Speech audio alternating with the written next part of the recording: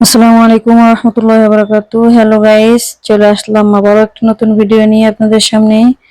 তো কেমন আছেন অবশ্যই জানাবেন। আশা করি ভালো আছেন, আমিও আলহামদুলিল্লাহ ভালো আছি। তো কথা না বাড়িয়ে চলুন রেসিপিতে চলে যাওয়া যাক। আজকে আমি আপনাদের জন্য নিয়ে এসেছি মগজ ভুনার একটি রেসিপি, আশা করি আপনাদের ভালো লাগবে। তো চলুন দেখা যাক রেসিপিটি। ফার্স্টে একটা কড়াইতে আমি আস্ত গরুর মগজটি দিয়ে দিব। দিয়ে আমি এটার মধ্যে কিছুটা লবণ, হলুদের গুঁড়ি, মরিচের গুঁড়ি দিয়ে আমি মগজটাকে ভালোভাবে সিদ্ধ করে নিব।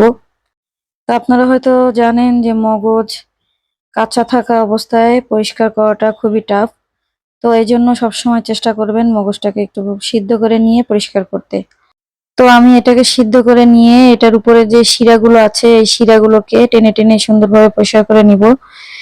এবং আমি মগজটাকে পিস পিস আকারে অর্থাৎ ছোট ছোট পিস করে কেটে নিব। অনেকে এটাকে ছুরি দিয়ে চপিং করেও রান্না করে, তো আমিও করি, বাট এটাও আমার কাছে ভালো লাগে। পিস পিস করে আমি ছোট ছোট চারকোনা করে টুকরা করে আমি এটাকে রান্না করি। তো এদিকে আমি একটা প্যানে কিছুটা সরিষার তেল নিয়ে নিলাম। তো আমি সবসময় সরিষার তেল ব্যবহার করি রান্নায়, আপনারাও চেষ্টা করবেন রান্নায় সরিষার তেলটা ব্যবহার করতে। তো এই পর্যায়ে আমি একটু পরিমাণে বেশি আমি পেঁয়াজ কুচি দিয়ে দিলাম। মগজ ভুনার মধ্যে পেঁয়াজটা একটু বেশি না দিলে আসলে সুন্দর টেস্ট আসে না। তো এই পর্যায়ে আমি দিয়ে দিলাম আদা বাটা এবং রসুন বাটা। এবং আদা বাটা এবং রসুন বাটাকে আমি ভালোভাবে পেঁয়াজের সাথে মিক্স করে নিব। নিয়ে তেলের পর এটাকে ভালো করে ভেজে নিয়ে তারপরে আদার্স মশলাগুলো আমি এতে অ্যাড করব। তো অফ ক্যামেরা এবং অন ক্যামেরায় অনেক কিছুই হয় যা আসলে সবকিছুই আপনাদের দেখানো সম্ভব হয়ে ওঠে না।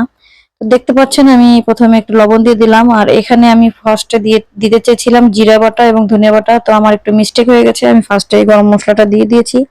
তো আপনারা এটাকে আগ-পিছ করে নিতে পারেন। তো গরম মশলা দিয়ে এবং জিরা বাটা ধনিয়া বাটা দিয়ে আমি মশলাটাকে তেলের পরে সুন্দর করে ভেজে নিব। তো আমি কিন্তু এখানে আগের থেকে হলুদ গুঁড়ি মরিচের গুঁড়ি অ্যাড করিনি, তার কারণ হলো মশলাটা যাতে লেগে না যায়, পুড়ে না যায়, এর জন্য।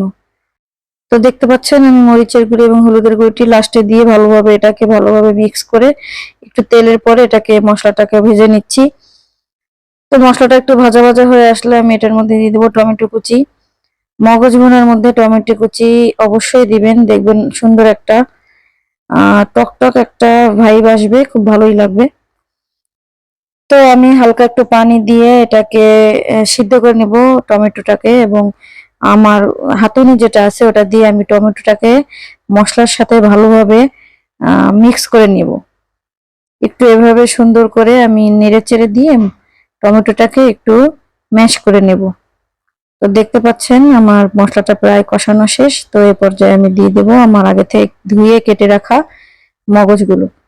তো বন্ধুরা দেখতে পাচ্ছেন আমি মগজটা কিভাবে কেটেছি, চারকোনা চারকোনা করে টুকরা টুকরা করে কেটেছি।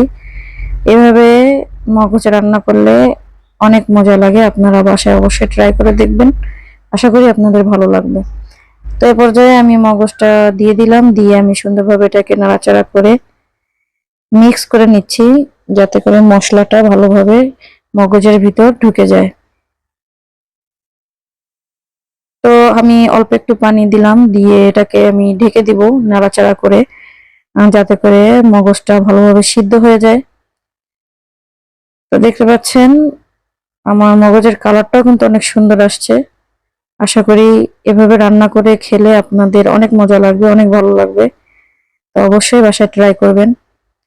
তো মাঝে মাঝে আমি ঢাকনাতে উঠে নাড়াচাড়া দিয়ে দিচ্ছিলাম, যাতে করে মশলাগুলো এবং মগজগুলো ভালোভাবে মিক্স হতে পারে। এ পর্যায়ে আমি কিছুটা ধনিয়া পাতা দিয়ে দিলাম।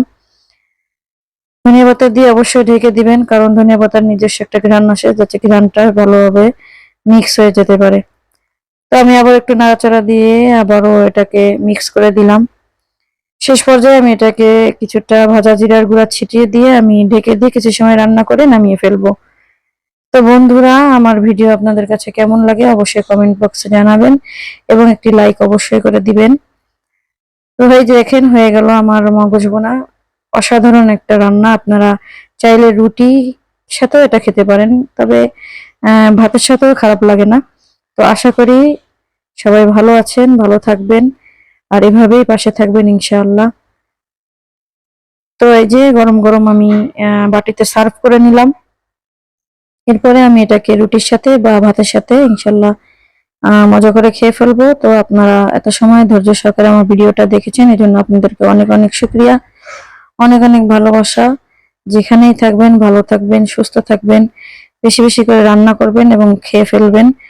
কারণ মানুষ কিন্তু খাবারের জন্যই এত কিছু করে, এত কষ্ট, এত কিছু একটু সুস্বাদু খাবারের জন্যই মানুষ করে।